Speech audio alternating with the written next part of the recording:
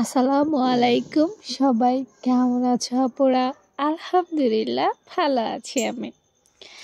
এই যে থ্রি পিসটা দেখতে পাচ্ছ, এইটা আপুর একটা ওয়ার্ডারি থ্রি পিস। তো এই থ্রি পিসটা আপু কাটিং করে দেখাবো, সেলাই করে দেখাবো, একদম এ টু জেড সব কিছু দেখাবো, তবে স্টেপ বাই স্টেপ। কারণ এই ধরনের থ্রি পিস সেলাই করতে অনেক সময় লাগে। তো আপু যদি এডিট করে তোমাদেরকে এই ধরনের থ্রি পিস সেলাই করে দেখাই, তাহলে কিন্তু তোমরা ভালোভাবে বুঝতে পারবে না। আর এডিট ছাড়া যদি ভিডিও দেই, একটা ভিডিও 2-3 ঘন্টা লেগে যাবে, যেটা ধৈর্য ধরে দেখার কেউই থাকবে না। তো আপু ছোট ছোট করে গুরুত্বপূর্ণ ক্লিপগুলো তোমাদের সাথে শেয়ার করব, অবশ্যই সেটা এডিট ছাড়া।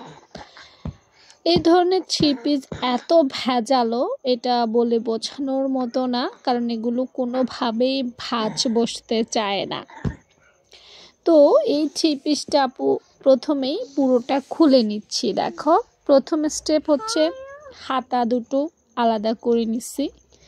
কাঁধের অংশ, সেটাও সামনের পার্ট এবং পেছনের পার্ট একই সাথে জয়েন্ট ছিল, সেটাও খুলে নিচ্ছি। তারপর নিচে দেখো লেইসের একটা পার্ট আছে, লেইসের পার্টটাও আস্তে আস্তে খুলে নিচ্ছি।